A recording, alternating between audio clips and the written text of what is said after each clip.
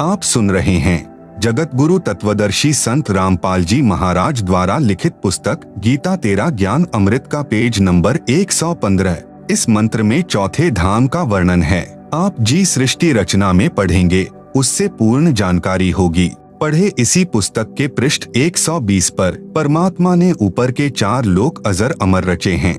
Number 1 अनामी लोक जो सबसे ऊपर है, नंबर 2 अगम लोक, नंबर 3 अलख लोक, नंबर 4 सत्य लोक। हम पृथ्वी लोक पर हैं। यहाँ से ऊपर के लोकों की गिनती करेंगे तो नंबर 1 सत्य लोक, नंबर 2 अलख लोक, नंबर 3 अगम लोक तथा चौथा अनामी लोक। उस चौथे धाम में बैठकर परमात्मा ने सर्व ब्रह्मांडों व लोकों की रचना की। शेष रचना सत्यलोक में बैठकर की थी। आर्य समाज के अनुवादकों ने तुरिया परमात्मा अर्थात चौथे परमात्मा का वर्णन किया है।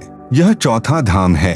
उसमें मूल पाठ मंत्र 19 का भावार्थ है कि तत्वदर्शी संत चौथे धाम तथा चौथे परमात्मा का विभक्ति यानी भिन्न भिन्न वर्णन करता है। पाठक जन कृपया पढ़ें सृष्टि रचना इसी पुस्तक के पृष्ठ 120 पर, जिससे आप जी को ज्ञान होगा कि लेखक यानी संत रामपाल दास ही वह तत्वदर्शी संत है जो तत्व ज्ञान से परिचित है। विवेचन ऋग्वेद मंडल 9 सूक्त 96 मंत्र 20 का यथार्थ जानते हैं। इस मंत्र का अनुवाद महर्षि दयानंद के चेलों द्वारा किया गया है। इनका दृष्टिकोण यह रहा है कि परमात्मा निराकार है, क्योंकि महर्षि दयानंद जी ने यह बात दृढ़ की है कि परमात्मा निराकार है। इसलिए अनुवादक ने सीधे मंत्र का अनुवाद घुमा फिराकर किया है।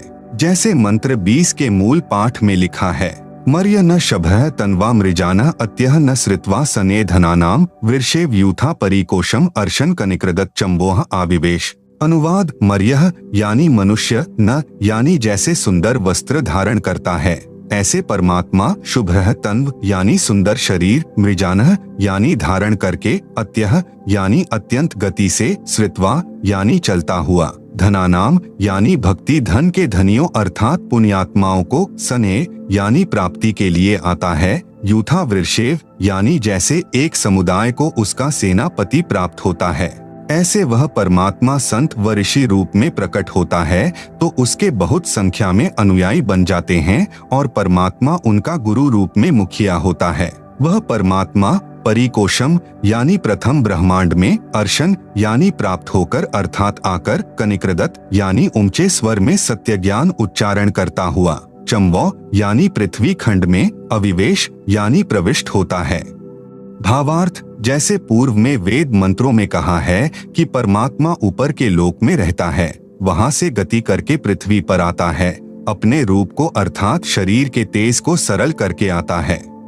इस ऋग्वेद मंडल 9 सूक्त 96 मंत्र 20 में उसी की पुष्टि की है। कहा है कि परमात्मा ऐसे अन्य शरीर धारण करके पृथ्वी पर आता है जैसे मनुष्य वस्त्र धारण करता है और धनानाम यानी दृढ़ भक्तों यानी अच्छी पुण्यात्माओं को प्राप्त होता है, उनको वाणी उच्चारण करके तत्व ज्ञान सुनाता है। आप सुन रहे हैं जगत गुरु तत्वदर्शी संत रामपाल जी महाराज द्वारा लिखित पुस्तक गीता तेरा ज्ञान अमृत का पेज नंबर 116।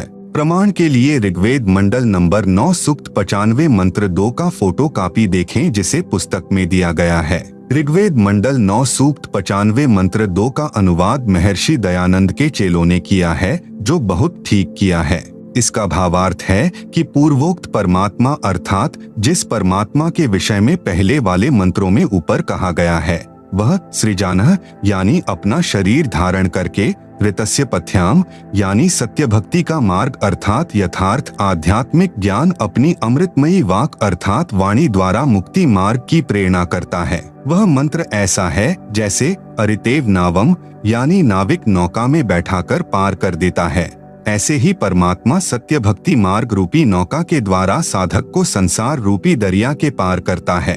वह देवानाम देवः यानी सब देवों का देव अर्थात सब प्रभुओं का प्रभु परमेश्वर, बर्हिषि प्रवाचे यानी वाणी रूपी ज्ञान यज्ञ के लिए, गुह्यानी यानी गुप्त, नामा आविष्कणोति यानी नामों का आविष्कार करता है अर्थात जैसे गीता अध्याय 17 श्लोक 23 में ओम तत् सत में तत् तथा सत ये गुप्त मंत्र हैं जो उसी परमेश्वर ने मुझे यानी संत रामपाल दास को बताए हैं। उनसे ही पूर्ण मोक्ष संभव है।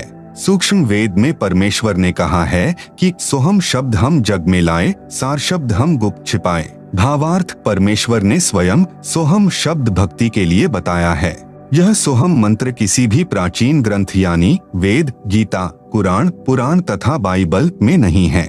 फिर सूक्ष्म वेद में कहा है कि सोहम ऊपर और है, सत्य सुकृत एक नाम, सब हंसों का जहां बास है, बस्ती है बिन ठाम। भावार्थ, सोहम नाम तो परमात्मा ने प्रकट कर दिया, आविष्कार कर दिया, परंतु सार शब्द को गुप्त रखा था। अब मुझे लेखक संत रामपाल को बताया है, जो साधकों को दीक्षा के समय बताया जाता है। इसका गीता अध्याय 17 श्लोक 23 में कहे ओम तत्सत से संबंध है। आप सुन रहे हैं जगत गुरु तत्वदर्शी संत रामपाल जी महाराज द्वारा लिखित पुस्तक गीता तेरा ज्ञान अमृत का पेज नंबर 117। प्रमाण के लिए ऋग्वेद मंडल नंबर 9 सूक्त 94 मंत्र 1 का फोटो कॉपी देखें, जिसे पुस्तक में दिया गया है। विवेचन, ऋग्वेद मंडल 9 सूक्त 94 मंत्र 1 का अनुवाद भी आर्य समाज के विद्वानों द्वारा किया गया है। विवेचन पुस्तक विस्तार को ध्यान में रखते हुए उन्हीं के अनुवाद से अपना मत सिद्ध करते हैं। जैसे पूर्व में लिखे वेद मंत्रों में बताया गया है कि परमात्मा अपने मुख कमल से वाणी उच्चारण करके तत्व ज्ञान बोलता है। लोकोक्तियों के माध्यम से, कवित्व से, दोहों, शब्दों, साखियों, चौपाइयों के द्वारा वाणी बोलने से प्रसिद्ध कवियों में से भी एक कवि की उपाधि प्राप्त करता है। उसका नाम कबीरदेव अर्थात कबीर साहेब है। इस ऋग्वेद मंडल 9 सूक्त 94 मंत्र 1 में भी यही स्पष्ट है कि जो सर्वशक्तिमान परमेश्वर है वह कवियन व्रजम न यानी कवियों की तरह आचरण करता हुआ पृथ्वी पर विचरण करता है। प्रमाण के लिए ऋग्वेद मंडल नंबर 9 सूक्त 20 मंत्र 1 का फोटोकॉपी देखें, जिसे पुस्तक में दिया गया है। विवेचन, ऋग्वेद मंडल 9 सूक्त 20 मंत्र 1 का अनुवाद भी आर्य समाज के विद्वानों ने किया है। इसका अनुवाद ठीक कम गलत अधिक है। इसमें मूल पाठ में लिखा है प्रकविर्देव वीत्य अव्यह वारेभ्यः अर्षति साहनान विश्वाह अभिस्पृष्ट है। आप सुन रहे हैं जगत गुरु तत्वदर्शी संत रामपाल जी महाराज द्वारा लिखित पुस्तक गीता तेरा ज्ञान अमृत का पेज नंबर 118। सरलार्थ, प्र यानी वेद ज्ञान दाता से जो दूसरा कबीरदेव यानी कबीरदेव कबीर परमेश्वर है, वह विद्वानों अर्थात जिज्ञासुओं को वीत्य यानी ज्ञान धन की तृप्ति के लिए, वारेभ्यः यानी श्रेष्ठ आत्माओं को, अर्षति यानी ज्ञान देता है। वह अव्यय यानी अविनाशी है, रक्षक है, साहनान यानी सहनशील, विश्वाह यानी तत्व ज्ञानहीन सर्व दुष्टों को, स्पृधः यानी अध्यात्म ज्ञान की कृपा स्पर्धा अर्थात ज्ञान गोष्ठी रूपी वाक युद्ध में, अभि यानी पूर्ण रूप से तिरस्कृत करता है, उनको फिट्टे मुंह कर देता है। विशेष नंबर 1 इस मंत्र के अनुवाद में आप फोटोकॉपी में देखेंगे तो पता चलेगा कि कई शब्दों के अर्थ आर्य विद्वानों ने छोड़ रखे हैं, जैसे प्रक वारेभ्यः, जिस कारण से वेदों का यथार्थ भाव सामने नहीं आ सका। नंबर 2 मेरे अनुवाद से स्पष्ट है कि वह परमात्मा अच्छी आत्माओं, दृढ़ भक्तों को ज्ञान देता है। उसका नाम भी लिखा है कबीरदेव। हम कबीर परमेश्वर कहते हैं। प्रमाण ऋग्वेद मंडल नंबर 9 सूक्त 54 मंत्र 3 का फोटोकॉपी दिया गया है, जिसे आप पुस्तक में देख सकते हैं। विवेचन, ऋग्वेद मंडल 9 सूक्त 54 मंत्र 3 की फोटोकॉपी में आप देखें। इसका अनुवाद आर्य समाज के विद्वानों ने किया है। उनके अनुवाद में भी स्पष्ट है कि वह परमात्मा भुवनोपरि यानी संपूर्ण ब्रह्मांडों के ऊर्ध्व अर्थात ऊपर, तिष्ठति यानी विराजमान है, ऊपर बैठा है। इसका यथार्थ अनुवाद इस प्रकार है। अयम यानी यह, सोमा देव यानी अमर परमेश्वर, सूर्य यानी सूर्य के, न यानी समान, विश्वानी यानी सर्व को, पुनानः यानी पवित्र करता हुआ, भुवनोपरि यानी सर्व ब्रह्मांडों के ऊर्ध्व अर्थात ऊपर, तिष्ठति यानी बैठा है।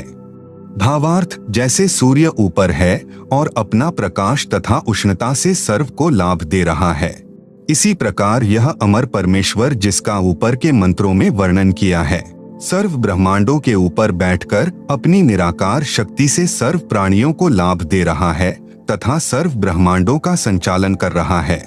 तर्क, महर्षि दयानंद का अर्थात आर्य समाजियों का मत है कि परमात्मा किसी एक स्थान पर किसी लोक विशेष में नहीं रहता। आप सुन रहे हैं जगतगुरु तत्वदर्शी संत रामपाल जी महाराज द्वारा लिखित पुस्तक गीता तेरा ज्ञान अमृत का पेज नंबर 119। प्रमाण सत्यार्थ प्रकाश समुल्लास यानी चैप्टर नंबर 7 पृष्ठ 148 पर आर्य साहित्य प्रचार ट्रस्ट 427 गली मंदिर वाली नया बांस दिल्ली 78वां संस्करण। किसी ने प्रश्न किया, ईश्वर व्यापक है व किसी देश विशेष में रहता है? उत्तर महर्षि दयानंद जी का, व्यापक है क्योंकि जो एक देश में रहता तो सर्व अंतर्यामी, सर्वज्ञ, सर्वनियंता, सबका सृष्टा, सबका धर्ता और प्रलयकर्ता नहीं हो सकता। अप्राप्त देश में कर्ता की क्रिया का होना असंभव है। सत्यार्थ प्रकाश से लेख समाप्त। महर्षि दयानंद जी नहीं मानते थे कि परमात्मा किसी देश अर्थात स्थान विशेष पर रहता है। महर्षि दयानंद जी वेद ज्ञान को सत्य ज्ञान मानते थे। आप जी ने अनेकों वेद मंत्रों में अपनी आंखों पढ़ा कि परमेश्वर ऊपर एक स्थान पर रहता है, वहां से गति करके यहाँ भी प्रकट होता है। महर्षि दयानंद तथा आर्यसमाजी परमात्मा को निराकार मानते हैं। प्रमाण सत्यार्थ प्रकाश के समुल्लास नंबर 9 पृष्ठ 176, समुल्लास 7 पृष्ठ 149, समुल्लास 11 पृष्ठ 251 पर कहा है कि परमात्मा निराकार है। प्रिय पाठकों ने अनेकों वेद मंत्रों में पढ़ा कि परमात्मा साकार है, वह मनुष्य जैसा है, ऊपर के लोक में रहता है, वहां से गति करके चलकर आता है, पृथ्वी पर प्रकट होता है। अच्छी आत्माओं को जो दृढ़ भक्त होते हैं उनको मिलता है, उनको तत्व ज्ञान अपने मुख कमल से बोलकर सुनाता है, कवियों की तरह आचरण करता है। पृथ्वी पर विचरण करके परमात्मा अपना अध्यात्म ज्ञान ऊंचे स्वर में उच्चारण करके सुनाता है। गीता अध्याय 4 श्लोक 32 में भी यही प्रमाण है। प्रिय पाठकों, आप स्वयं निर्णय करें किसको कितना अध्यात्म ज्ञान था। विशेष आश्चर्य यह है कि वेद मंत्रों का अनुवाद भी महर्षि दयानंद जी तथा उनके चेलों आर्यसमाजियों ने किया हुआ है, जिसमें उनके मत का विरोध है। निवेदन, वेद मंत्रों की फोटोकॉपियां लगाने का उद्देश्य यह है कि यदि मैं यानी लेखक अनुवाद करके पुस्तक में लगाता तो अन्य व्यक्ति यह कह देते कि संत रामपाल को संस्कृत भाषा का ज्ञान नहीं है, इसलिए इनके अनुवाद पर विश्वास नहीं किया जा सकता। अब यह शंका उत्पन्न नहीं हो सकती। अब तो यह दृढ़ता आएगी कि संत रामपाल दास ने जो वेद मंत्रों का अनुवाद किया है वह यथार्थ है। अब विश्व की उत्पत्ति का ज्ञान कराता हूँ जो स्वयं परमेश्वर ने अपने द्वारा रचे जगत का ज्ञान बताया है। आप सुन रहे हैं जगतगुरु तत्वदर्शी संत रामपाल जी महाराज द्वारा लिखित पुस्तक गीता तेरा ज्ञान अमृत का पेज नंबर 120। संक्षिप्त सृष्टि रचना। सबसे पहले सत्पुरुष अकेले थे, कोई रचना नहीं थी। सर्वप्रथम परमेश्वर जी ने 4 अविनाशी लोक की रचना वचन यानी शब्द से की। नंबर 1 अनामी लोक जिसको अकह लोक भी कहते हैं। नंबर 2 अगम लोक, नंबर 3 अलख लोक, नंबर 4 सतलोक। फिर परमात्मा ने चारों लोकों में 4 रूप धारण किए, 4 उपमात्मक नामों से प्रत्येक लोक में प्रसिद्ध हुए।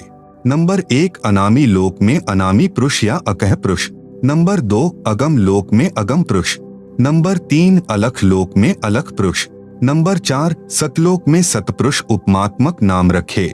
फिर चारों लोकों में परमात्मा ने वचन से ही एक एक सिंहासन यानी तख्ता बनाया।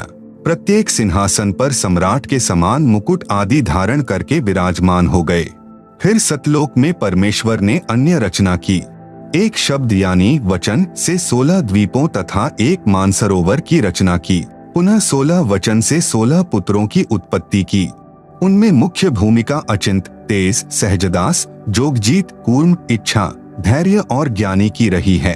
अपने पुत्रों को सबक सिखाने के लिए कि समर्थ के बिना कोई कार्य सफल नहीं हो सकता, जिसका काम उसी को साजे और करे तो मूर्ख बाजे।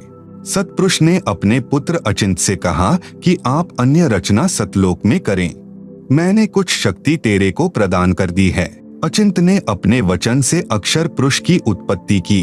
अक्षर पुरुष युवा उत्पन्न हुआ, मानसरोवर में स्नान करने गया, उसी जल पर तैरने लगा। कुछ देर में निंद्रा आ गई, सरोवर में गहरा नीचे चला गया। सतलोक में अमर शरीर है, वहां पर शरीर श्वासों पर निर्भर नहीं है। बहुत समय तक अक्षर पुरुष जल से बाहर नहीं आया। अचिंत आगे सृष्टि नहीं कर सका, तब सत्पुरुष यानी परम अक्षर पुरुष ने मानसरोवर पर जाकर कुछ जल अपनी चुल्लू यानी हाथ में लिया। उसका एक विशाल अंडा वचन से बनाया तथा एक आत्मा वचन से उत्पन्न करके अंडे में प्रवेश की और अंडे को जल में छोड़ दिया। जल में अंडा नीचे जाने लगा तो उसकी गड़गड़ाहट के शोर से अक्षर पुरुष की निंद्रा भंग हो गई। अक्षर पुरुष ने क्रोध से देखा कि किसने मुझे जगा दिया। क्रोध उस अंडे पर गिरा तो अंडा फूट गया। उसमें एक युवा तेजोमय व्यक्ति निकला। उसका नाम क्षर पुरुष रखा।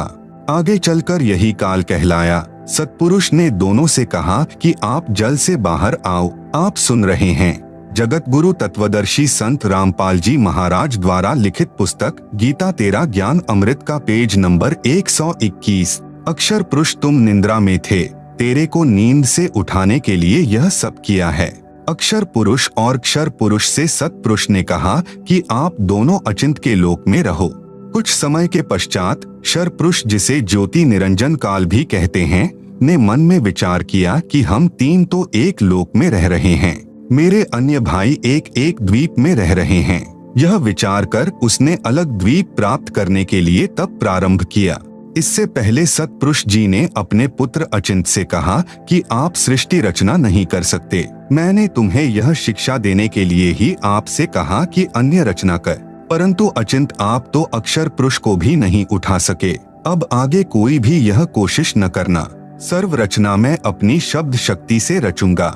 सत्पुरुष जी ने सतलोक में असंख्यों लोक रचे तथा प्रत्येक में अपने वचन यानी शब्द से अन्य आत्माओं की उत्पत्ति की। ये सब लोक सत्पुरुष के सिंहासन के इर्द गिर्द थे। इनमें केवल नरहंस, सतलोक में मनुष्यों को हंस कहते हैं, ही रहते हैं और उनको परमेश्वर ने शक्ति दे रखी है कि वे अपना परिवार नरहंस वचन से उत्पन्न कर सकते हैं। वे केवल 2 पुत्र ही उत्पन्न कर सकते हैं। क्षर पुरुष यानी ज्योति निरंजन ने तप करना शुरू किया। उसने 70 युग तक तप किया। सत्पुरुष जी ने क्षर पुरुष से पूछा कि आप तप किस लिए कर रहे हो? क्षर पुरुष ने कहा कि यह स्थान मेरे लिए कम है, मुझे अलग स्थान चाहिए। परमेश्वर यानी सत्पुरुष जी ने उसे 70 युग के तप के प्रतिफल में 21 ब्रह्मांड दे दिए जो सतलोक के बाहरी क्षेत्र में थे, जैसे 21 प्लॉट मिल गए हों। ज्योति निरंजन यानी क्षर पुरुष ने विचार किया कि इन ब्रह्मांडों में कुछ रचना भी होनी चाहिए। उसके लिए फिर 70 युग तक तप किया।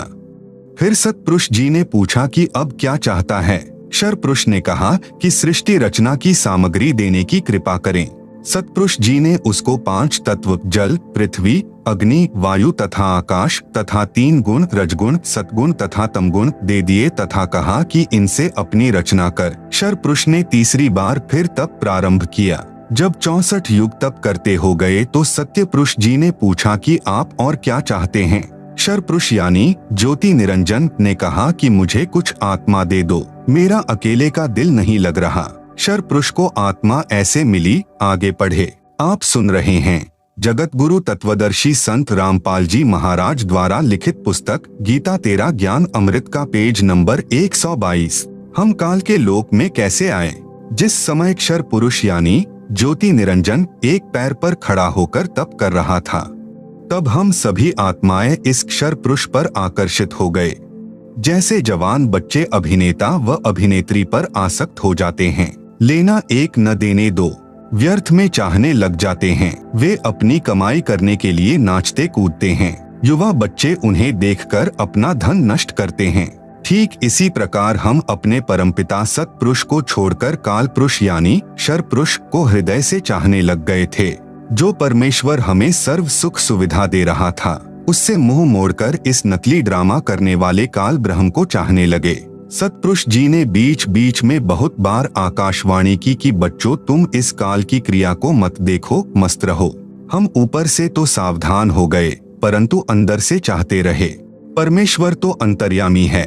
इन्होंने जान लिया कि ये यहाँ रखने के योग्य नहीं रहे। काल पुरुष यानी क्षर पुरुष यानी ज्योति निरंजन ने जब 2 बार तप करके फल प्राप्त कर लिया, तब उसने सोचा कि अब कुछ जीवात्मा भी मेरे साथ रहनी चाहिए, मेरा अकेले का दिल नहीं लगेगा। इसलिए जीवात्मा प्राप्ति के लिए तप करना शुरू किया। 64 युग तक तप करने के पश्चात परमेश्वर जी ने पूछा कि ज्योति निरंजन अब किस लिए तप कर रहा है? क्षरपुरुष ने कहा कि कुछ आत्माएं प्रदान करो, मेरा अकेले का दिल नहीं लगता। सतपुरुष ने कहा कि तेरे तप के बदले में और ब्रह्मांड दे सकता हूँ, परंतु अपनी आत्माएं नहीं दूंगा। ये मेरे शरीर से उत्पन्न हुई हैं। हाँ, यदि वे स्वयं जाना चाहते हैं तो वह जा सकते हैं। युवा कबीर यानी समर्थ कबीर के वचन सुनकर ज्योति निरंजन हमारे पास आया। हम सभी हंस आत्मा पहले से ही उस पर आसक्त थे। हम उसे चारों तरफ से घेरकर खड़े हो गए। ज्योति निरंजन ने कहा कि मैंने पिताजी से अलग 21 ब्रह्मांड प्राप्त किए हैं। वहाँ नाना प्रकार के रमणीय स्थल बनाए हैं। क्या आप मेरे साथ चलोगे? हम सभी हंसों ने, जो आज 21 ब्रह्मांडों में परेशान हैं, कहा कि हम तैयार हैं। यदि पिताजी आज्ञा दें तब क्षर पुरुष यानी काल पूर्ण ब्रह्म महान कबीर यानी समर्थ कबीर प्रभु के पास गया तथा सर्व वार्ता कही। तब कबीरग्नि यानी कबीर परमेश्वर ने कहा कि मेरे सामने स्वीकृति देने वाले को आज्ञा दूंगा। क्षर पुरुष तथा परम अक्षर पुरुष यानी कबीर मितौजा दोनों हम सभी हंसात्माओं के पास आए। सत कबीर देव ने कहा कि जो हंसात्मा ब्रह्म के साथ जाना चाहता है, हाथ ऊपर करके स्वीकृति दें। अपने पिता के सामने किसी की हिम्मत नहीं हुई, किसी ने स्वीकृति नहीं दी। बहुत समय तक सन्नाटा छाया रहा। तत्पश्चात एक हंस आत्मा ने साहस किया तथा कहा कि पिताजी मैं जाना चाहता हूँ। फिर तो उसकी देखा देखी, जो आज काल यानी ब्रह्म के 21 ब्रह्मांडों में फंसी हैं, हम सभी आत्माओं ने स्वीकृति दे दी। आप सुन रहे हैं जगत गुरु तत्वदर्शी संत रामपाल जी महाराज द्वारा लिखित पुस्तक गीता तेरा ज्ञान अमृत का पेज नंबर 123। परमेश्वर कबीर जी ने ज्योति निरंजन से कहा कि आप अपने स्थान पर जाओ। जिन्होंने तेरे साथ जाने की स्वीकृति दी है, मैं उन सर्व हंस आत्माओं को आपके पास भेज दूंगा। ज्योति निरंजन अपने 21 ब्रह्मांडों में चला गया। उस समय तक यह 21 ब्रह्मांड सतलोक में ही थे। तत्पश्चात पूर्ण ब्रह्म ने सर्वप्रथम स्वीकृति देने वाले हंस को लड़की का रूप दिया, परंतु स्त्री इंद्री नहीं रची तथा सर्व आत्माओं को, जिन्होंने ज्योति निरंजन यानी ब्रह्म के साथ जाने की सहमति दी थी, उस लड़की के शरीर में प्रवेश कर दिया तथा उसका नाम आष्ट्रा यानी आदि माया प्रकृति देवी दुर्गा पड़ा तथा सत्यपुरुष ने कहा कि पुत्री मैंने तेरे को शब्द शक्ति प्रदान कर दी है। जितने जीव ब्रह्म कहे आप उत्पन्न कर देना। पूर्ण ब्रह्म कबीर देव यानी कबीर साहेब ने अपने पुत्र सहज दास के द्वारा प्रकृति को क्षर पुरुष के पास भिजवा दिया। सहज दास जी ने ज्योति निरंजन को बताया कि पिताजी ने इस बहन के शरीर में उन सब आत्माओं को प्रवेश कर दिया है, जिन्होंने आपके साथ जाने की सहमति व्यक्त की थी। इसको वचन शक्ति प्रदान की है। आप जितने जीव चाहोगे प्रकृति अपने शब्द से उत्पन्न कर देगी। यह कहकर सहजदास वापस अपने द्वीप में आ गया। युवा होने के कारण लड़की का रंग रूप निखरा हुआ था। ब्रह्म के अंदर विषय वासना उत्पन्न हो गई तथा प्रकृति देवी के साथ अभद्र गतिविधि प्रारंभ की। तब दुर्गा ने कहा कि ज्योति निरंजन मेरे पास पिताजी की प्रदान की हुई शब्द शक्ति है। आप जितने प्राणी कहोगे मैं वचन से उत्पन्न कर दूंगी। आप मैथुन परंपरा शुरू मत करो। आप भी उसी पिता के शब्द से अंडे से उत्पन्न हुए हो तथा मैं भी उसी परमपिता के वचन से ही बाद में उत्पन्न हुई हूँ। आप मेरे बड़े भाई हो। बहन भाई का यह योग महापाप का कारण बनेगा। परंतु ज्योति निरंजन ने प्रकृति देवी की एक भी प्रार्थना नहीं सुनी तथा अपनी शब्द शक्ति द्वारा नाखूनों से स्त्री इंद्री यानी भग प्रकृति को लगा दी तथा बलात्कार करने की ठानी। उसी समय दुर्गा ने अपनी इज्जत रक्षा के लिए कोई और चारा न देखकर सूक्ष्म रूप बनाया तथा ज्योति निरंजन के खुले मुख के द्वारा पेट में प्रवेश करके पूर्ण ब्रह्म कबीर देव से अपनी रक्षा के लिए याचना की। उसी समय कबीर देव यानी कबीर देव अपने पुत्र योग संतायन अर्थात जोगजीत का रूप बनाकर वहां प्रकट हुए तथा कन्या को ब्रह्म के उदर से बाहर निकाला तथा कहा, ज्योति निरंजन आज से तेरा नाम काल होगा। तेरे जन्म मृत्यु होते रहेंगे, इसीलिए तेरा नाम क्षर पुरुष होगा तथा 1 लाख मानव शरीरधारी प्राणियों को प्रतिदिन खाया करेगा व 1.25 लाख उत्पन्न किया करेगा। आप दोनों को 21 ब्रह्मांड सहित निष्कासित किया जाता है। इतना कहते ही 21 ब्रह्मांड विमान की तरह चल पड़े। आप सुन रहे हैं जगत गुरु तत्वदर्शी संत रामपाल जी महाराज द्वारा लिखित पुस्तक गीता तेरा ज्ञान अमृत का पेज नंबर 124। सहज दास के द्वीप के पास से होते हुए सतलोक से 16 शंख कोस यानी एक कोस लगभग 3 किलोमीटर का होता है की दूरी पर आकर रुक गए। विशेष विवरण। अब तक 3 शक्तियों का विवरण आया है। नंबर 1 पूर्ण ब्रह्म, जिसे अन्य उपमात्मक नामों से भी जाना जाता है, जैसे सतपुरुष, अकाल पुरुष, शब्द स्वरूपी राम, परम अक्षर ब्रह्म पुरुष आदि। यह पूर्ण ब्रह्म असंख्य ब्रह्मांडों का स्वामी है तथा वास्तव में अविनाशी है। नंबर 2 परब्रह्म, जिसे अक्षर पुरुष भी कहा जाता है, यह वास्तव में अविनाशी नहीं है। यह 7 शंख ब्रह्मांडों का स्वामी है। नंबर 3 ब्रह्म, जिसे ज्योति निरंजन, काल, कैल, शर पुरुष तथा धर्मराय आदि नामों से जाना जाता है, जो केवल 21 ब्रह्मांड का स्वामी है। अब आगे इसी ब्रह्म यानी काल की सृष्टि के एक ब्रह्मांड का परिचय दिया जाएगा, जिसमें 3 और नाम आपके पढ़ने में आएंगे, ब्रह्मा, विष्णु तथा शिव। ब्रह्म तथा ब्रह्मा में भेद। एक ब्रह्मांड में बने सर्वोपरि स्थान पर ब्रह्म यानी शर पुरुष स्वयं 3 गुप्त स्थानों की रचना करके ब्रह्मा, विष्णु तथा शिव रूप में रहता है तथा अपनी पत्नी प्रकृति यानी दुर्गा के सहयोग से 3 पुत्रों की उत्पत्ति करता है। उनके नाम भी ब्रह्मा, विष्णु तथा शिव ही रखता है। जो ब्रह्म का पुत्र ब्रह्मा है, वह एक ब्रह्मांड में केवल 3 लोकों, पृथ्वी लोक, स्वर्ग लोक तथा पाताल लोक में एक रजोगुण विभाग का मंत्री यानी स्वामी है। इसे त्रिलोकीय ब्रह्मा कहा है तथा ब्रह्म जो ब्रह्मलोक में ब्रह्मा रूप में रहता है, उसे महाब्रह्मा व ब्रह्मलोकीय ब्रह्मा कहा है। इसी ब्रह्म यानी काल को सदाशिव, महाशिव, महाविष्णु भी कहा है। श्री विष्णु पुराण में प्रमाण चतुर्थ अंश अध्याय 1 पृष्ठ 230 से 231 पर श्री ब्रह्मा जी ने कहा, जिस अजन्मा सर्वमय विधाता परमेश्वर का आदि, मध्य, अंत, स्वरूप, स्वभाव और सार हम नहीं जान पाते। श्लोक 83। जो मेरा रूप धारण कर संसार की रचना करता है, स्थिति के समय जो पुरुष रूप है तथा जो रुद्र रूप से विश्व का ग्रास कर जाता है, अनंत रूप से संपूर्ण जगत को धारण करता है। श्लोक 86। जगत गुरु तत्वदर्शी संत रामपाल जी महाराज द्वारा लिखित पुस्तक गीता तेरा ज्ञान अमृत का पेज नंबर 125 पर एक ब्रह्मांड का लघु चित्र दिया गया है, जिसे आप पुस्तक में देख सकते हैं।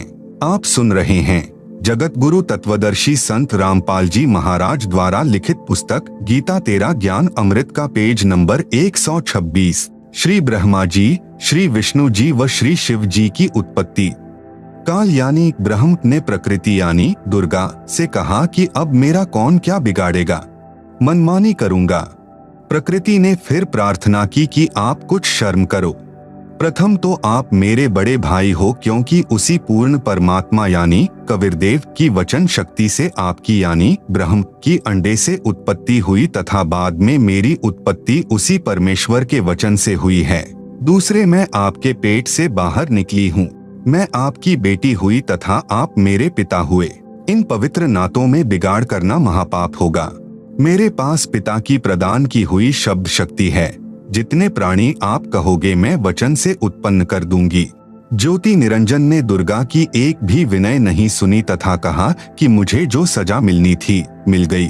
मुझे सतलोक से निष्कासित कर दिया। अब मैं मनमानी करूंगा। यह कहकर काल पुरुष यानी शर पुरुष ने प्रकृति के साथ जबरदस्ती शादी की तथा 3 पुत्रों रजगुण युक्त ब्रह्मा जी, सतगुण युक्त विष्णु जी तथा तमगुण युक्त शिव शंकर जी की उत्पत्ति की। जवान होने तक तीनों पुत्रों को दुर्गा के द्वारा अचेत करवा देता है।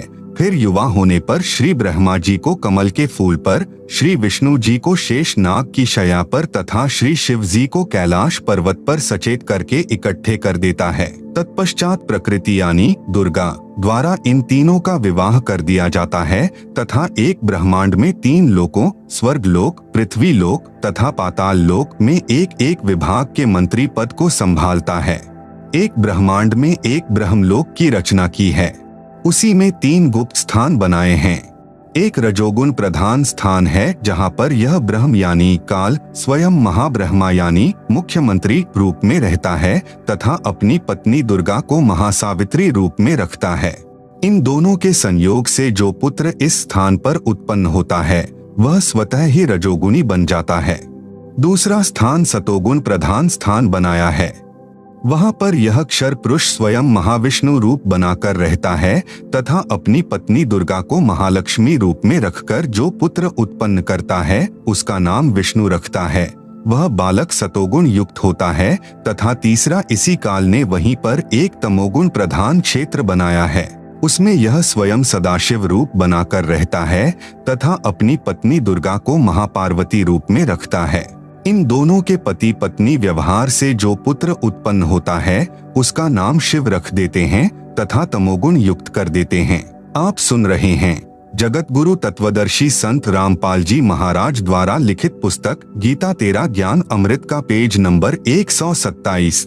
प्रमाण के लिए देखें पवित्र श्री शिव महापुराण विधवेश्वर संहिता के पृष्ठ 24 से 26 पर, जिसमें ब्रह्मा विष्णु रुद्र तथा महेश्वर से अन्य सदाशिव है तथा रुद्र संहिता अध्याय 6 तथा 7, 9 पृष्ठ नंबर 100 से 105 तथा 110 पर अनुवाद करता श्री हनुमान प्रसाद पोद्दार गीता प्रेस गोरखपुर से प्रकाशित तथा पवित्र श्रीमद् देवी महापुराण तीसरा स्कंद पृष्ठ नंबर 114 से 123 तक गीता प्रेस गोरखपुर से प्रकाशित, जिसके अनुवाद करता है श्री हनुमान प्रसाद पोद्दार चिमन लाल गोस्वामी। फिर इन्हीं को धोखे में रखकर अपने खाने के लिए जीवों की उत्पत्ति श्री ब्रह्मा जी द्वारा तथा स्थिति एक दूसरे को मोह ममता में रखकर काल जाल में रखना श्री विष्णु जी से तथा सहाय, क्योंकि काल पुरुष को श्रापवश 1 लाख मानव शरीर धारी प्राणियों के सूक्ष्म शरीर से मैल निकालकर खाना होता है।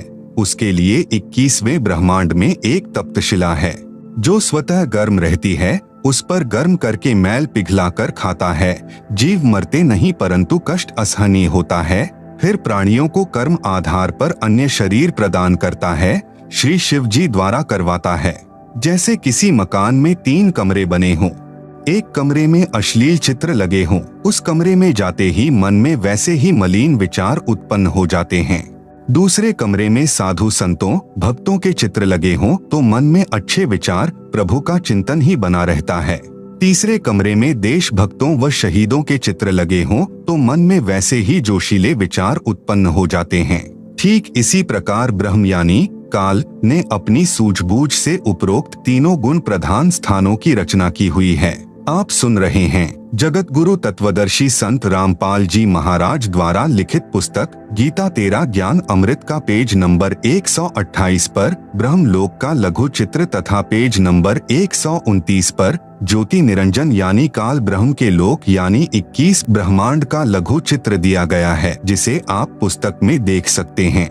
आप सुन रहे हैं जगत गुरु तत्वदर्शी संत रामपाल जी महाराज द्वारा लिखित पुस्तक गीता तेरा ज्ञान अमृत का पेज नंबर 130। संपूर्ण सृष्टि रचना सूक्ष्म वेद से निष्कर्ष रूप सृष्टि रचना का वर्णन। प्रभु प्रेमी आत्माएं प्रथम बार निम्न सृष्टि की रचना को पढ़ेंगे तो ऐसे लगेगा जैसे दंत कथा हो, परंतु सर्व पवित्र सद्ग्रंथों के प्रमाणों को पढ़कर दांतों तले उंगली दबाएंगे कि यह वास्तविक अमृत ज्ञान कहाँ छुपा था। कृपया धैर्य के साथ पढ़ते रहिए तथा इस अमृत ज्ञान को सुरक्षित रखें, आपकी 101 पीढ़ी तक काम आएगा। पवित्रात्माएं कृपया सत्यनारायण यानी अविनाशी प्रभु सत्पुरुष द्वारा रची सृष्टि रचना का वास्तविक ज्ञान पढ़े। नंबर 1 पूर्ण ब्रह्म। इस सृष्टि रचना में सत्पुरुष सतलोक का स्वामी यानी प्रभु, अलख पुरुष अलख लोक का स्वामी यानी प्रभु, अगम पुरुष अगम लोक का स्वामी यानी प्रभु तथा अनामी पुरुष अनामी अकह लोक का स्वामी यानी प्रभु तो एक ही पूर्ण ब्रह्म है, जो वास्तव में अविनाशी प्रभु है, जो भिन्न भिन्न रूप धारण करके अपने चारों लोकों में रहता है, जिसके अंतर्गत असंख्य ब्रह्मांड आते हैं। नंबर 2 परब्रह्म। यह केवल 7 संख ब्रह्मांड का स्वामी यानी प्रभु है।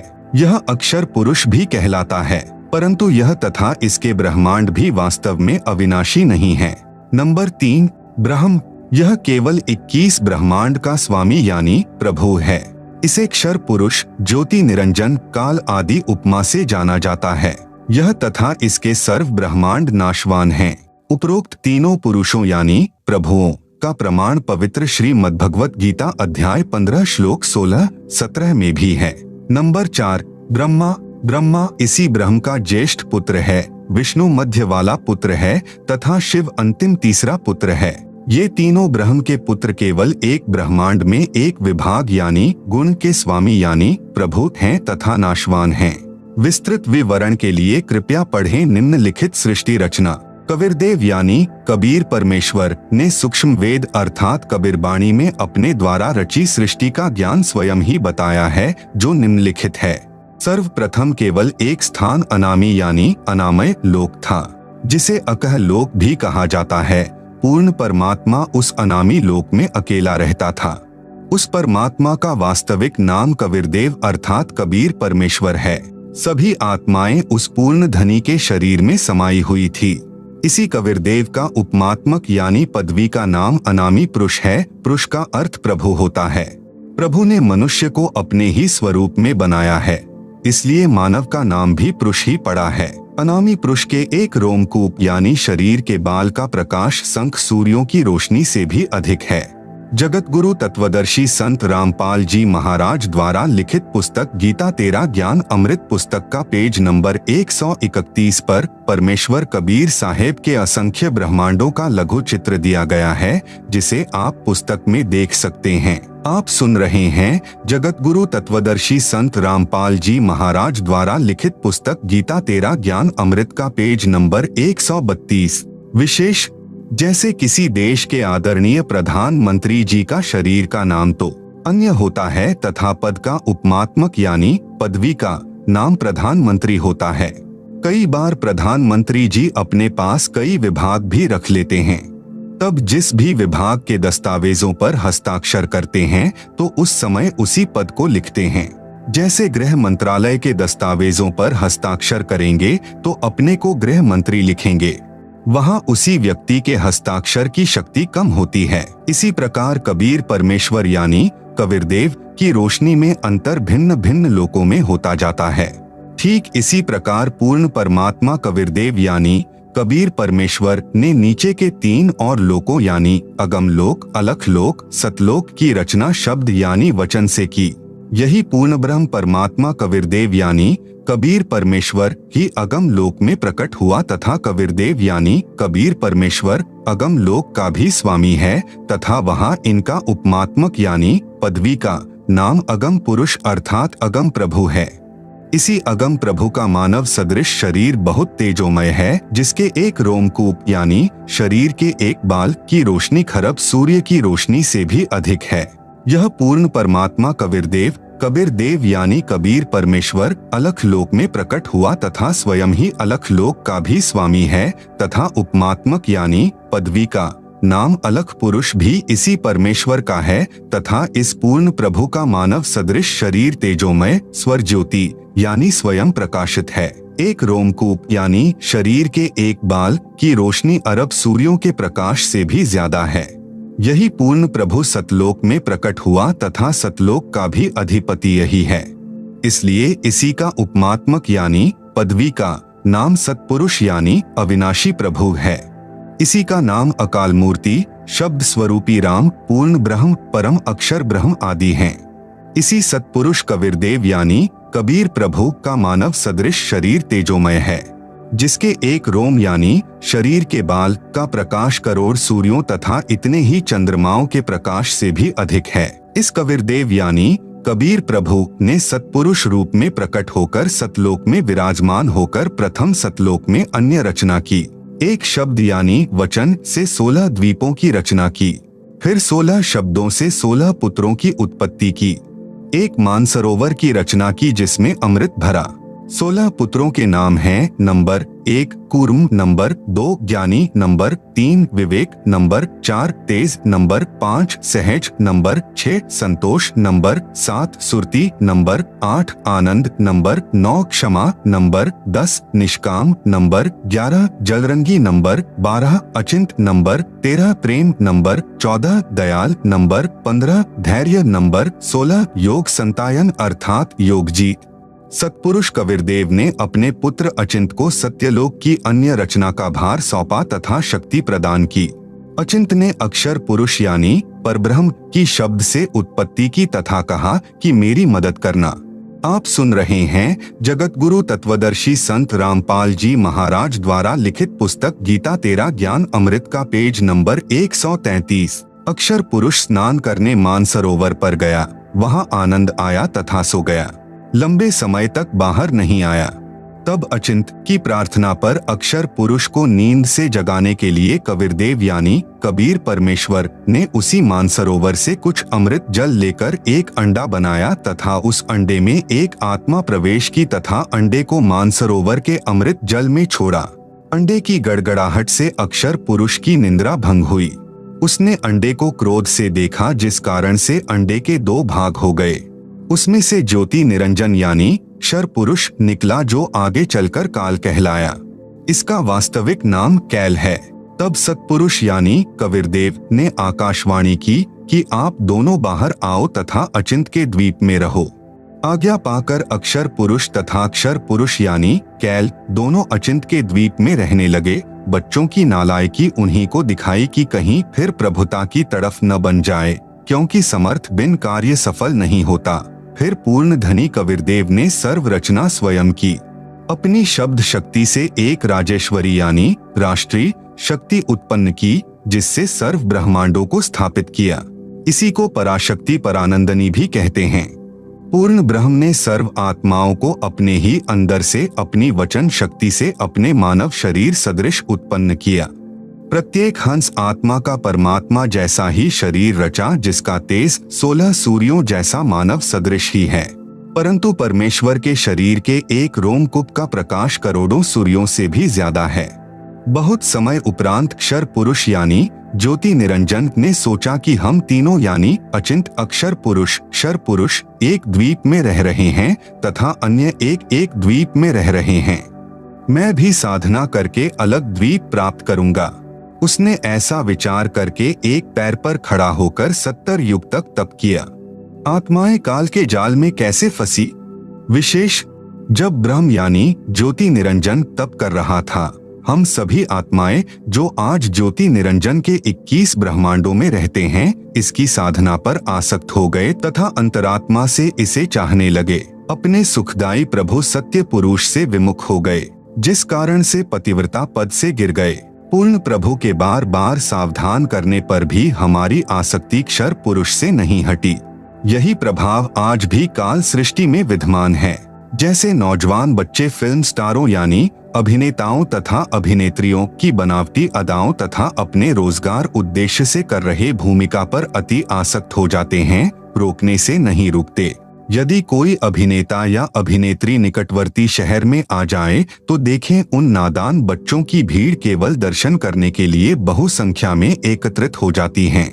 आप सुन रहे हैं जगतगुरु तत्वदर्शी संत रामपाल जी महाराज द्वारा लिखित पुस्तक गीता तेरा ज्ञान अमृत का पेज नंबर 134। लेना एक न देने दो, रोजी रोटी अभिनेता कमा रहे हैं, नौजवान बच्चे लुट रहे हैं।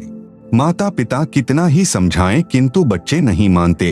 कहीं न कहीं कभी न कभी लुक छिप कर जाते ही रहते हैं। पूर्ण ब्रह्म कबीरदेव यानी कबीर प्रभु ने क्षर पुरुष से पूछा कि बोलो क्या चाहते हो।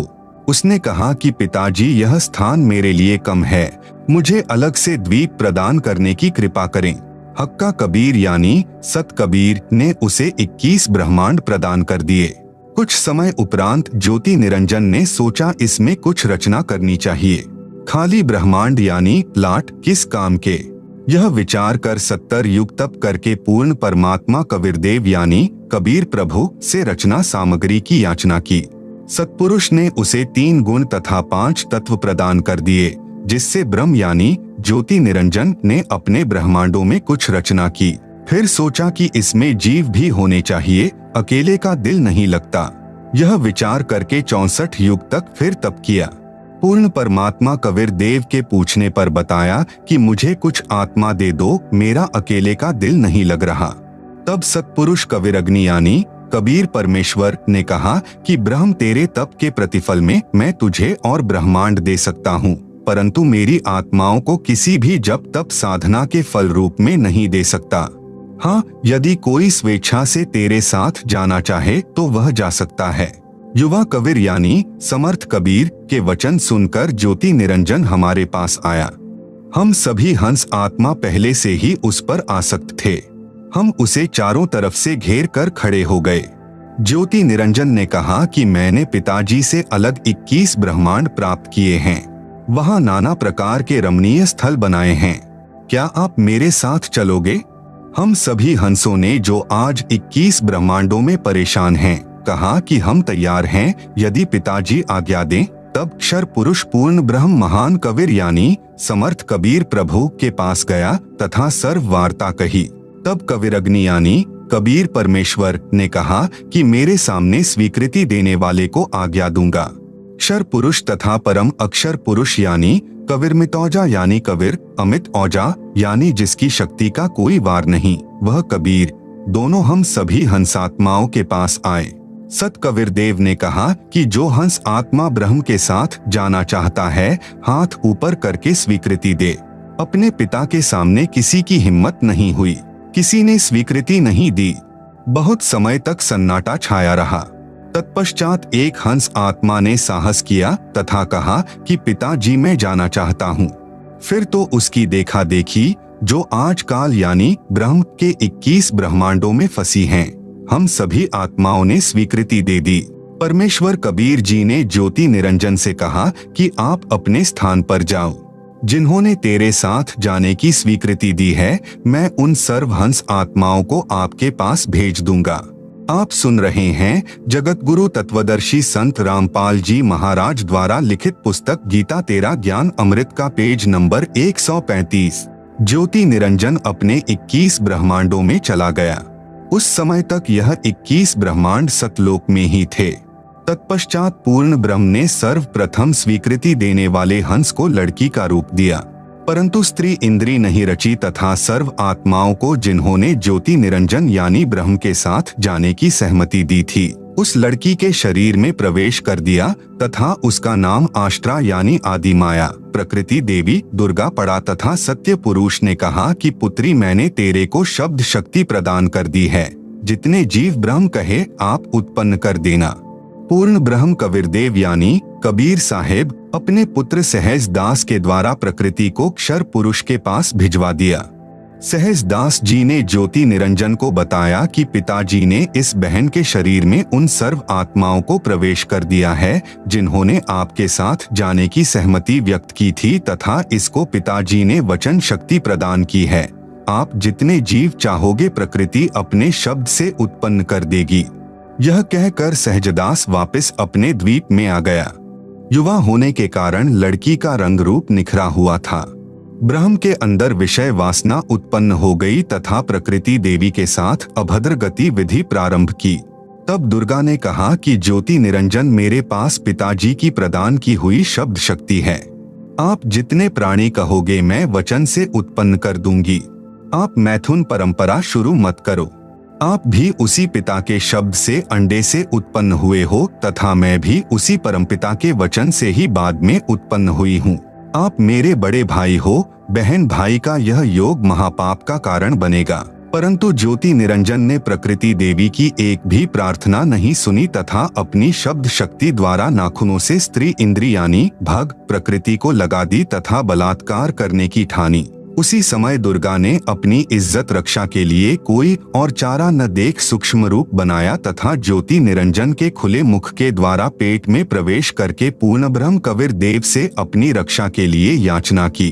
उसी समय कबीर देव यानी कबीर देव अपने पुत्र योग संतायन अर्थात जोगजीत का रूप बनाकर वहां प्रकट हुए तथा कन्या को ब्रह्म के उदर से बाहर निकाला तथा कहा कि ज्योति निरंजन, आज से तेरा नाम काल होगा। तेरे जन्म मृत्यु होते रहेंगे, इसीलिए तेरा नाम क्षर पुरुष होगा तथा 1 लाख मानव शरीरधारी प्राणियों को प्रतिदिन खाया करेगा व 1.25 लाख उत्पन्न किया करेगा। आप दोनों को 21 ब्रह्मांड सहित निष्कासित किया जाता है। इतना कहते ही 21 ब्रह्मांड विमान की तरह चल पड़े। सहज दास के द्वीप के पास से होते हुए सतलोक से 16 संख कोस यानी 1 कोस लगभग 3 किलोमीटर का होता है की दूरी पर आकर रुक गए। जगत गुरु तत्वदर्शी संत रामपाल जी महाराज द्वारा लिखित पुस्तक गीता तेरा ज्ञान अमृत का पेज नंबर 136 पर एक ब्रह्मांड का लघु चित्र दिया गया है, जिसे आप पुस्तक में देख सकते हैं। आप सुन रहे हैं जगत गुरु तत्वदर्शी संत रामपाल जी महाराज द्वारा लिखित पुस्तक गीता तेरा ज्ञान अमृत का पेज नंबर 137। विशेष विवरण। अब तक 3 शक्तियों का विवरण आया है। नंबर 1, पूर्ण ब्रह्म, जिसे अन्य उपमात्मक नामों से भी जाना जाता है, जैसे सत्पुरुष, अकाल पुरुष, शब्द स्वरूपी राम, परम अक्षर ब्रह्म पुरुष आदि। यह पूर्ण ब्रह्म असंख्य ब्रह्मांडों का स्वामी है तथा वास्तव में अविनाशी है। नंबर 2, परब्रह्म, जिसे अक्षर पुरुष भी कहा जाता है, यह वास्तव में अविनाशी नहीं है। यह 7 शंख ब्रह्मांडों का स्वामी है। नंबर 3, ब्रह्म, जिसे ज्योति निरंजन, काल, कैल, शर पुरुष तथा धर्मराय आदि नामों से जाना जाता है, जो केवल 21 ब्रह्मांड का स्वामी है। अब आगे इसी ब्रह्म यानी काल की सृष्टि के एक ब्रह्मांड का परिचय दिया जाएगा, जिसमें 3 और नाम आपके पढ़ने में आएंगे, ब्रह्मा, विष्णु तथा शिव। ब्रह्म तथा ब्रह्मा में भेद। एक ब्रह्मांड में बने सर्वोपरि स्थान पर ब्रह्म यानी अक्षर पुरुष स्वयं 3 गुप्त स्थानों की रचना करके ब्रह्मा, विष्णु तथा शिव रूप में रहता है तथा अपनी पत्नी प्रकृति यानी दुर्गा के सहयोग से 3 पुत्रों की उत्पत्ति करता है। उनके नाम भी ब्रह्मा, विष्णु तथा शिव ही रखता है। जो ब्रह्म का पुत्र ब्रह्मा है, वह एक ब्रह्मांड में केवल 3 लोकों यानी पृथ्वी लोक, स्वर्ग लोक तथा पाताल लोक में एक रजोगुण विभाग का मंत्री यानी स्वामी है। इसे त्रिलोकीय ब्रह्मा कहा है तथा ब्रह्म, जो ब्रह्मलोक में ब्रह्मा रूप में रहता है, उसे महाब्रह्मा व ब्रह्मलोकीय ब्रह्मा कहा है। इसी ब्रह्म यानी काल को सदाशिव, महाशिव, महाविष्णु भी कहा है। श्री विष्णु पुराण में प्रमाण चतुर्थ अंश अध्याय 1 पृष्ठ 230-231 पर श्री ब्रह्मा जी ने कहा, जिस अजन्मा सर्वमय विधाता परमेश्वर का आदि, मध्य, अंत, स्वरूप, स्वभाव और सार हम नहीं जान पाते। श्लोक 83। जो मेरा रूप धारण कर संसार की रचना करता है, स्थिति के समय जो पुरुष रूप है तथा जो रुद्र रूप से विश्व का ग्रास कर जाता है, अनंत रूप से संपूर्ण जगत को धारण करता है। श्लोक 86। श्री ब्रह्मा जी, श्री विष्णु जी व श्री शिव जी की उत्पत्ति। काल यानी ब्रह्म ने प्रकृति यानी दुर्गा से कहा कि अब मेरा कौन क्या बिगाड़ेगा, मनमानी करूंगा। प्रकृति ने फिर प्रार्थना की कि आप कुछ शर्म करो, प्रथम तो आप मेरे बड़े भाई हो, क्योंकि उसी पूर्ण परमात्मा यानी कबीरदेव की वचन शक्ति से आपकी यानी ब्रह्म की अंडे से उत्पत्ति हुई तथा बाद में मेरी उत्पत्ति उसी परमेश्वर के वचन से हुई है। दूसरे, मैं आपके पेट से बाहर निकली हूँ, मैं आपकी बेटी हुई तथा आप मेरे पिता हुए। इन पवित्र नातों में बिगाड़ करना महापाप होगा। मेरे पास पिता की प्रदान की हुई शब्द शक्ति है, जितने प्राणी आप कहोगे मैं वचन से उत्पन्न कर दूंगी। आप सुन रहे हैं जगत गुरु तत्वदर्शी संत रामपाल जी महाराज द्वारा लिखित पुस्तक गीता तेरा ज्ञान अमृत का पेज नंबर 138। ज्योति निरंजन ने दुर्गा की एक भी विनय नहीं सुनी तथा कहा कि मुझे जो सजा मिलनी थी मिल गई, मुझे सतलोक से निष्कासित कर दिया, अब मनमानी करूंगा। यह कहकर काल पुरुष यानी शर पुरुष ने प्रकृति के साथ जबरदस्ती शादी की तथा 3 पुत्रों यानी रजगुण युक्त ब्रह्मा जी, सतगुण युक्त विष्णु जी तथा तमगुण युक्त शिव शंकर जी की उत्पत्ति की। जवान होने तक तीनों पुत्रों को दुर्गा के द्वारा अचेत करवा देता है। फिर युवा होने पर श्री ब्रह्मा जी को कमल के फूल पर, श्री विष्णु जी को शेष नाग की शया पर तथा श्री शिव जी को कैलाश पर्वत पर सचेत करके इकट्ठे कर देता है। तत्पश्चात प्रकृति दुर्गा द्वारा इन तीनों का विवाह कर दिया जाता है तथा एक ब्रह्मांड में 3 लोकों यानी स्वर्ग लोक, पृथ्वी लोक तथा पाताल लोक में एक एक विभाग के मंत्री यानी प्रभु नियुक्त कर देता है। जैसे श्री ब्रह्मा जी को रजोगुण विभाग का तथा विष्णु जी को सत्तोगुण विभाग का तथा श्री शिव शंकर जी को तमोगुण विभाग का प्रभु बनाया तथा काल ब्रह्म स्वयं गुप्त यानी महाब्रह्मा, महाविष्णु, महाशिव रूप से मुख्य मंत्री पद को संभालता है। एक ब्रह्मांड में एक ब्रह्मलोक की रचना की है, उसी में 3 गुप्त स्थान बनाए हैं। एक रजोगुण प्रधान स्थान है जहाँ पर यह ब्रह्म यानी काल स्वयं महाब्रह्मा मुख्यमंत्री रूप में रहता है तथा अपनी पत्नी दुर्गा को महासावित्री रूप में रखता है। इन दोनों के संयोग से जो पुत्र इस स्थान पर उत्पन्न होता है वह स्वतः ही रजोगुणी बन जाता है। दूसरा स्थान सतोगुण प्रधान स्थान बनाया है। वहाँ पर यह क्षर पुरुष स्वयं महाविष्णु रूप बनाकर रहता है तथा अपनी पत्नी दुर्गा को महालक्ष्मी रूप में रखकर जो पुत्र उत्पन्न करता है उसका नाम विष्णु रखता है। वह बालक सतोगुण युक्त होता है तथा तीसरा इसी काल ने वहीं पर एक तमोगुण प्रधान क्षेत्र बनाया है, उसमें यह स्वयं सदाशिव रूप बनाकर रहता है तथा अपनी पत्नी दुर्गा को महापार्वती रूप में रखता है। इन दोनों के पति पत्नी व्यवहार से जो पुत्र उत्पन्न होता है उसका नाम शिव रख देते हैं तथा तमोगुण युक्त कर देते हैं। प्रमाण के लिए देखें पवित्र श्री शिव महापुराण विधवेश्वर संहिता पृष्ठ 24-26, जिसमें ब्रह्मा, विष्णु, रुद्र तथा महेश्वर से अन्य सदाशिव है तथा रुद्र संहिता अध्याय 6 तथा 7-9 पृष्ठ नंबर 100 से 105 तथा 110 पर अनुवाद करता श्री हनुमान प्रसाद पोद्दार, गीता प्रेस गोरखपुर से प्रकाशित तथा पवित्र श्रीमद् देवी महापुराण तीसरा स्कंद पृष्ठ नंबर 114 से 123 तक, गीता प्रेस गोरखपुर से प्रकाशित, जिसके अनुवाद करता हैं श्री हनुमान प्रसाद पोद्दार चिमन लाल गोस्वामी। फिर इन्हीं को धोखे में रखकर अपने खाने के लिए जीवों की उत्पत्ति श्री ब्रह्मा जी द्वारा तथा स्थिति एक दूसरे को मोह ममता में रखकर काल जाल में रखना श्री विष्णु जी से तथा सहार, क्योंकि काल पुरुष को शापवश 1,00,000 मानव शरीर धारी प्राणियों के सूक्ष्म शरीर से मैल निकालकर खाना होता है। आप सुन रहे हैं जगत गुरु तत्वदर्शी संत रामपाल जी महाराज द्वारा लिखित पुस्तक गीता तेरा ज्ञान अमृत का पेज नंबर 139। उसके लिए 21वें ब्रह्मांड में एक तप्तशिला है जो स्वतः गर्म रहती है, उस पर गर्म करके मैल पिघला कर खाता है। जीव मरते नहीं परंतु कष्ट असहनीय होता है। फिर प्राणियों को कर्म आधार पर अन्य शरीर प्रदान करता है, श्री शिव जी द्वारा करवाता है। जैसे किसी मकान में 3 कमरे बने हों, एक कमरे में अश्लील चित्र लगे हों, उस कमरे में जाते ही मन में वैसे ही मलिन विचार उत्पन्न हो जाते हैं। दूसरे कमरे में साधु संतों भक्तों के चित्र लगे हों तो मन में अच्छे विचार प्रभु का चिंतन ही बना रहता है। तीसरे कमरे में देश भक्तों व शहीदों के चित्र लगे हों तो मन में वैसे ही जोशीले विचार उत्पन्न हो जाते हैं। ठीक इसी प्रकार ब्रह्म यानी काल ने अपनी सूझबूझ से उपरोक्त तीनों गुण प्रधान स्थानों की रचना की हुई है। तीनों गुण क्या हैं? प्रमाण सहित तीनों गुण रजगुण ब्रह्मा जी, सतगुण विष्णु जी, तमगुण शिव जी हैं। ब्रह्म यानी काल तथा प्रकृति यानी दुर्गा से उत्पन्न हुए हैं तथा तीनों नाशवान हैं।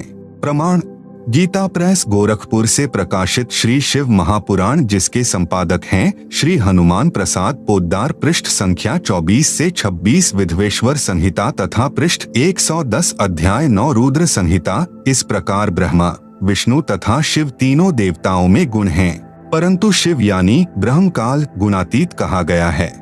दूसरा प्रमाण गीता प्रेस गोरखपुर से प्रकाशित श्रीमद् देवी भागवत पुराण, जिसके संपादक हैं श्री हनुमान प्रसाद पोद्दार चिमन लाल गोस्वामी, तीसरा स्कंद अध्याय 5 पृष्ठ 123। भगवान विष्णु ने दुर्गा की स्तुति की, कहा कि मैं यानी विष्णु, ब्रह्मा तथा शंकर तुम्हारी कृपा से विद्यमान हैं। हमारा तो आविर्भाव यानी जन्म तथा तिरोभाव यानी मृत्यु होती है। हम नित्य यानी अविनाशी नहीं हैं। तुम ही नित्य हो, जगत जननी हो, प्रकृति और सनातनी देवी हो। भगवान शंकर ने कहा, यदि भगवान ब्रह्मा तथा भगवान विष्णु तुम ही से उत्पन्न हुए हैं तो उनके बाद उत्पन्न होने वाला मैं तमोगुणी लीला करने वाला शंकर क्या तुम्हारी संतान नहीं हुआ? अर्थात मुझे भी उत्पन्न करने वाली तुम ही हो। इस संसार की सृष्टि स्थिति संहार में तुम्हारे गुण सदा सर्वदा हैं। इन्हीं तीनों गुणों से उत्पन्न हम ब्रह्मा, विष्णु तथा शंकर नियमानुसार कार्य में तत्पर रहते हैं। उपरोक्त यह विवरण केवल हिंदी में अनुवादित श्री देवी महापुराण से है, जिसमें कुछ तथ्यों को छुपाया गया है। इसलिए यही प्रमाण देखें श्रीमद्देवी भागवत महापुराण सभाष्टिकम संहात्यम, खेमराज श्री कृष्णदास प्रकाशन, मुंबई। इसमें संस्कृत सहित हिंदी अनुवाद किया है। तीसरा स्कंद अध्याय 4 पृष्ठ 10 श्लोक 42। ब्रह्मा अहम ईश्वरः फिलते प्रभावात् सर्वे वयम जनियुता न यदा तु नित्याः के अन्ये सुराः शतमख प्रमुखाः च नित्या नित्या त्वमेव जननी प्रकृतिः पुराणा।